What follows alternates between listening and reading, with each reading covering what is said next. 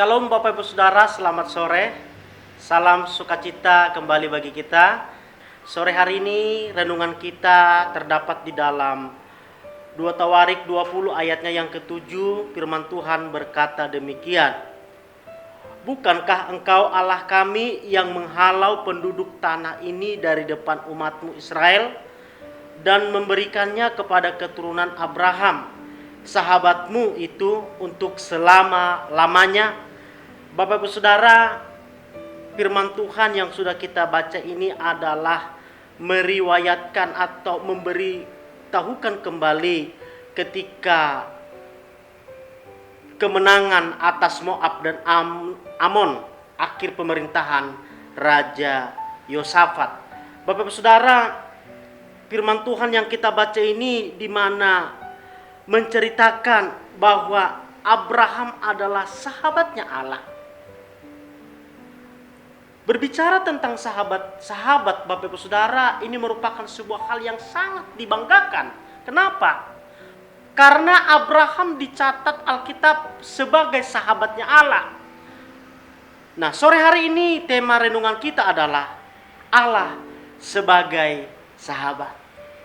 Sama halnya yang dialami oleh Abraham, Bapak Ibu Saudara, ada 3 kali Alkitab mencatat bahwa Abraham adalah sahabatnya Allah, yaitu terdapat di dalam 2 Tawarik 20 ayat yang ke-7, Yesaya 41 ayatnya yang ke-8, dan Yakobus 2 ayatnya yang ke-23. Oleh karena itu Bapak Ibu Saudara, sore hari ini ada 4 hal rahasia mengapa Abraham disebut sebagai sahabatnya Allah. Yang pertama adalah karena persahabatannya diwarnai saling menghormati. Persahabatan antara Allah dengan Abraham di sana ada saling menghormati, di mana Allah begitu menghormati manusia.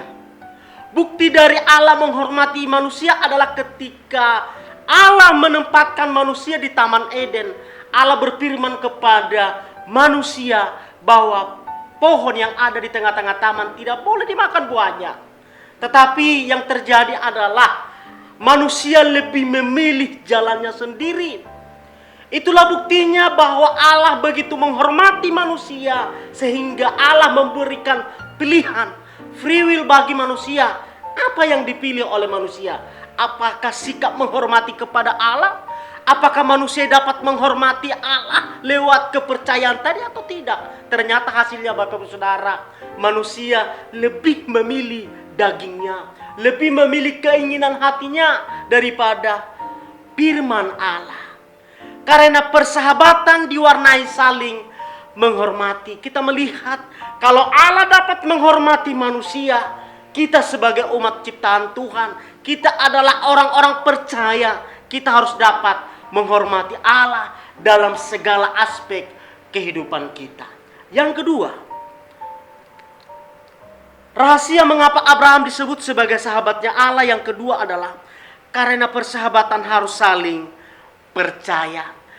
Persahabatan antara Allah dengan Abraham, antara Abraham dengan Allah, kedua pribadi itu saling sama-sama mempercayai, saling sama-sama dapat dipercaya. Ini merupakan sebuah pelajaran bagi kita Bapak Ibu Saudara. Sejauh mana Allah dapat percaya kepada kita. Kalau dikatakan apakah kita percaya kepada Allah, saya pikir ini tidak ada lagi hal yang dapat kita pungkiri. Bahwa kita mengatakan 100% kita dapat mempercayai Allah. Tetapi Bapak Ibu Saudara, yang menjadi pertanyaannya adalah apakah Allah dapat percaya kepada kita? Ini yang dapat akan kita renungkan dalam kehidupan kita.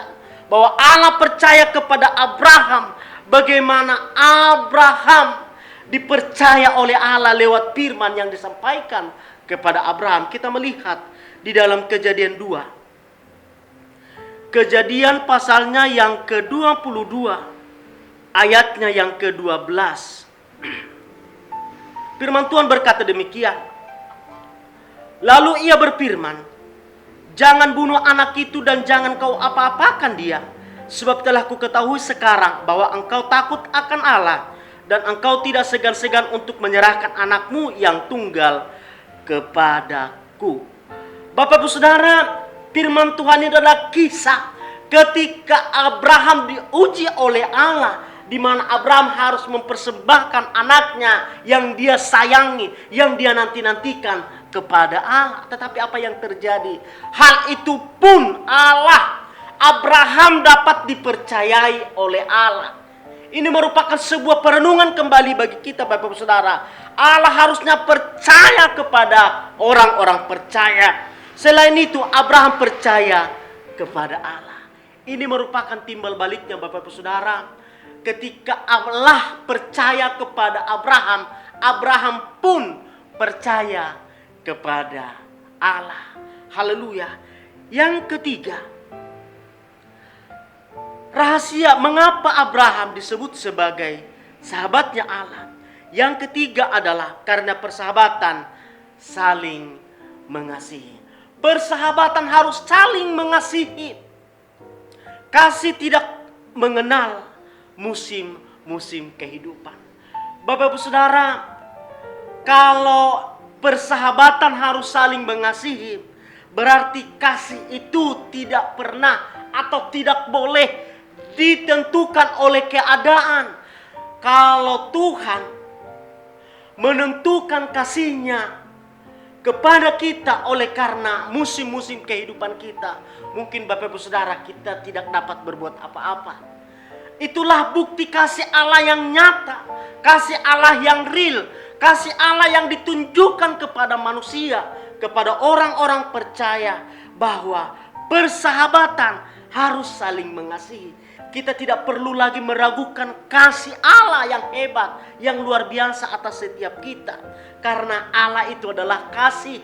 Karena pribadinya Allah itu adalah pribadi yang kasih. Oleh karena itu Bapak Ibu Saudara, mari kita saling menjaga persahabatan kita. Mari kita sama-sama belajar di dalam persahabatan kita dengan Allah, bahwa kita harus saling mengasihi. Yang keempat, rahasia mengapa Abraham disebut sebagai sahabatnya Allah yang keempat adalah karena persahabatan harus saling menguntungkan.